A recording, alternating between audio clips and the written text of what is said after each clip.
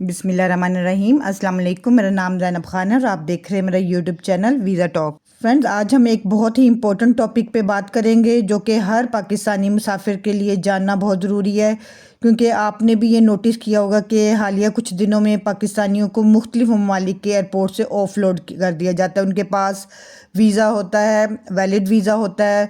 इसमें मलाइशिया है, अज़रबैजान है और टर्की है, कई कंट्रीज़ हैं जहाँ से कि एयरपोर्ट से ही उनको वैलिड वीज़ा होने के बावजूद जहाज़ पे सवार नहीं होने दिया जाता और एयरपोर्ट से ही वापस भेज दिया जाता है। या बाज़ दफ़ा इस तरह होता है कि जो उनका कंट्री है जहाँ पे उन्होंने जाना है, ट्रैवल करना है, जिसका उनके पास वीज़ा, जब वहाँ पे एयरपोर्ट पे पहुँचते हैं तो वहाँ से उनको फिर दोबारा वापस भेज दिया जाता है पाकिस्तान में। ऐसा क्यों हो रहा है? आप इस सूरत हाल से, इस सिचुएशन से किस तरह बच सकते हैं, ये हम आज की वीडियो में डिस्कस करेंगे। इसलिए बहुत इंपॉर्टेंट वीडियो है, आप इसे फुली वॉच कीजिएगा और अगर आप चैनल पर नए हैं तो चैनल को सब्सक्राइब भी कीजिए।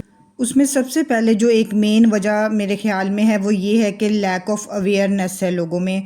अब जैसे कि जो लोग डंकी लगा के जाते हैं और अनफॉर्चुनेटली पास्ट में जो कुछ मिसहैप्स हुए हैं उसकी वजह से पाकिस्तान का इमेज भी बहुत ज़्यादा ख़राब हुआ है बाकी दुनिया की नज़रों में। उसमें एक तो लोग लाखों रुपया भी लगाते हैं और सेकेंडली उनको पता भी होता है कि वो अपनी जान जो है वो ख़तरे में डाल रहे हैं और लाखों रुपए दे के वो एक इल्लीगल तरीके से जाते हैं। वो ये नहीं करते कि थोड़ी सी वो सर्च करें कि आप वो वेबसाइट से देखें, वो जॉब सर्च करें और वहाँ पे ख़ुद से वो अप्लाई करें और लीगल तरीक़ों से जाएं, जबकि वो पैसा भी लगाते हैं और इल्लीगल तरीक़ों से जाने की कोशिश करते हैं और अपनी जान भी ख़तरे में डालते हैं, जिसकी वजह से इमेज जो है कंट्री का वो भी बाकी दुनिया की नज़रों में काफ़ी ख़राब हो गया है। और उस वजह से उन्हें होता है कि यहाँ पे कोई इल्लीगल वे से ना आ जाए और उन्होंने इस वजह से स्ट्रिक्टनेस कर दी है। तो सबसे पहले तो ये कि आपने किसी भी कंट्री में ट्रैवल करना है, आप लीगल तरीके से जाएं, कभी भी उसमें कोई इल्लीगल आप तरीका ढूंढें ही ना। आप वेबसाइट्स हैं हर कंट्री की, आप जो ऑफिशियल वेबसाइट्स होती हैं उन पे जाएं। अगर आप वहाँ पे ट्रैवल करना चाह रहे हैं विज़िट पर्पज़ के लिए, टूरिस्ट पर्पज़ के लिए, तो भी आप वहाँ से उनकी सारी रिक्वायरमेंट सर्च कर सकते हैं और अप्लाई कर सकते हैं। अगर आप जॉब भी ढूंढना चाहते हैं तो उसके लिए लिंक्डइन है, इंडीड है, इस तरह की जो वेबसाइट्स हैं ऑथेंटिक हैं, वहाँ से आप अपनी फील्ड से रिलेटेड जॉब तलाश करें, वहाँ से ख़ुद आप अप्लाई करें और लीगल तरीके से जाएं, ठीक है, ताकि अपने कंट्री का नाम भी आप दुनिया में उसको क्लियर एक इमेज दें। और वहाँ पे लीगल तरीके से जाएं, लीगल वे में ठहरें, ओवर स्टे ना करें। ये चीज़ें भी सारी मैटर करती हैं, जिसकी वजह से, क्योंकि पास्ट में कुछ इस तरह के वाक़यात हुए हैं जिसकी वजह से स्ट्रिक्टनेस हुई है और लोगों को अब ऑफलोड कर दिया जाता है। इवन जो इजी कंट्री थे, मलाइशिया वगैरह थे, अब वहाँ से भी लोगों को वहाँ ट्रैवल करने नहीं दिया जाता। इवन उनके पास ऑथेंटिक जेन्युइन वीज़ा भी होता है। इसके अलावा एक और रीज़न होती है फेक डॉक्यूमेंट्स, जिसमें कि उनको कोई डाउट आ जाता है इमिग्रेशन ऑफिसर को कि डॉक्यूमेंट्स फ़ेक हैं, वीज़ा फ़ेक है, तो और कोई आपके ट्रैवल के जो डॉक्यूमेंट्स हैं उनमें कोई गलत मालूमात दी गई हैं, इन्फॉर्मेशन ठीक नहीं है और उनको उस पर डाउट हो जाए तो तब भी वो ट्रैवल नहीं करने देते हैं और ऑफलोड कर देते हैं। और इनके अलावा अगर ट्रैवल के डॉक्यूमेंट्स ही इनकम्प्लीट हों, आपके पास रिटर्न टिकट ना हो, आपके पास होटल बुकिंग ना हो, आपके पास शो मनी ना हो, आप साथ जो लेके जा रहे हैं, तो उसकी बेस पे भी आपको ऑफलोड कर दिया जाता है। इसलिए जब भी आप ट्रैवल करें आपके पास कंफर्म रिटर्न टिकट होनी चाहिए, आपके पास होटल बुकिंग होनी चाहिए और आपके पास शो मनी होनी चाहिए कि आप जो जहाँ जहाँ पे जा रहे हैं वहाँ पे आप अपने स्टे के लिए जो आपका सारा ख़र्चा है उसको आप किस तरह से कवर कर सकते हैं और कहाँ पे आप ठहरेंगे, उसकी सारी आपको डिटेल भी पता होनी चाहिए और उसके आपके पास डॉक्यूमेंट्री एविडेंसेस भी होनी चाहिए।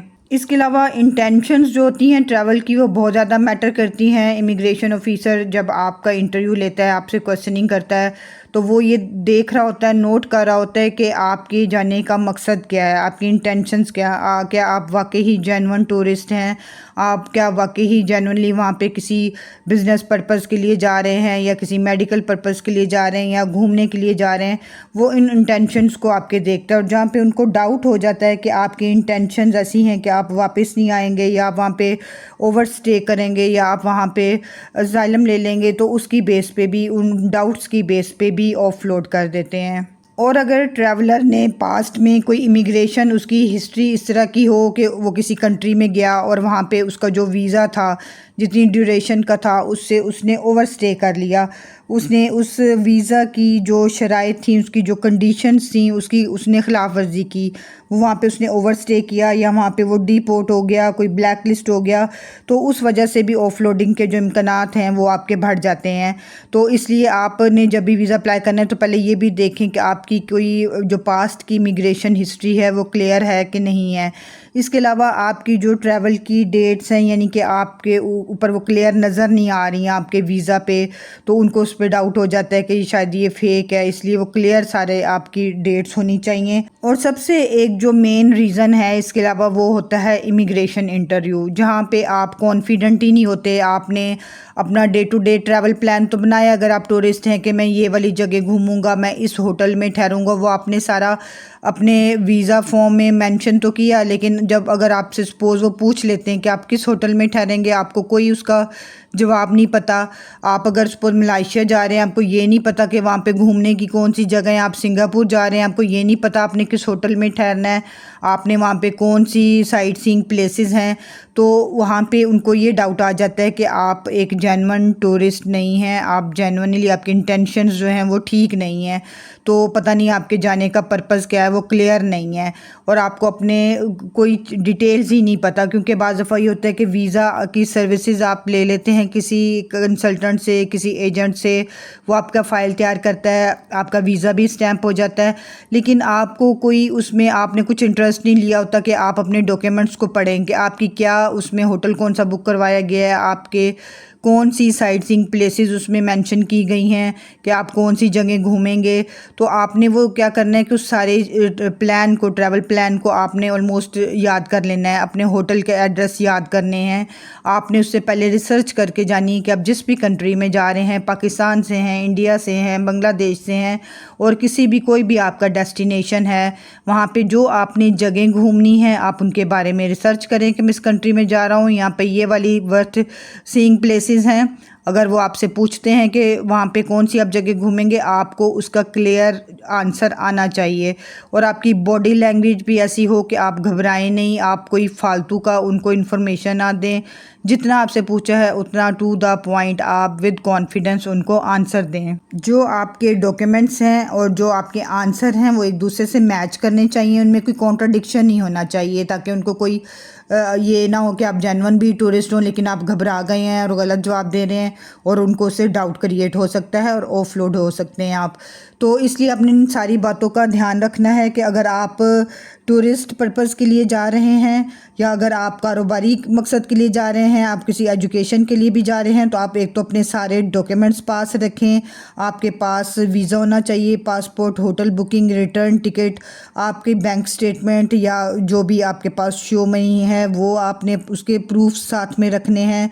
और कोई आप में उसमें डॉक्यूमेंट्स ऑलमोस्ट आपने पूरी जो फाइल भेजी होती है वो आपने एक उसकी कॉपी सेट अपना साथ लेके जाना है। और इसके अलावा आपने जो भी सवालात करेगा आपसे इमिग्रेशन ऑफिसर, उसके आपने सच सच विद कॉन्फिडेंस आंसर देने हैं, जितना पूछा जाए उतना ही आपने उनको जवाब देना है।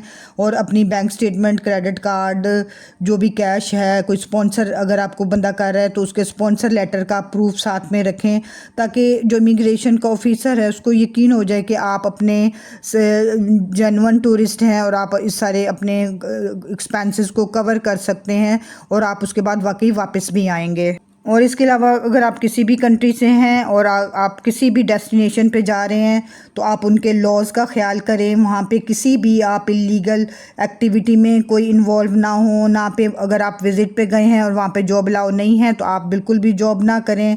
वहाँ पे आप असाइलम ना लें। अपना जितना भी आपका टूर है वो करके कंप्लीट करके वापस आएँ। जेन्युइन डॉक्यूमेंट यूज़ करें। इन सारी बातों का ख्याल रखें, अपने कंट्री के भी इमेज का ख्याल रखें। आई होप आपको आज की इन्फॉर्मेशन अच्छी लगी होगी। अगर वीडियो अच्छी लगी हो तो इसे लाइक करें, फ्रेंड्स और फैमिली के साथ शेयर करें, और अगर आप मेरे चैनल पर नए हैं तो काइंडली चैनल को ज़रूर सब्सक्राइब करें ताकि आपको फ्यूचर में भी इस तरह की इन्फॉर्मेटिव वीडियोज़ मिलती रहें। Thank you. अल्लाह हाफिज़।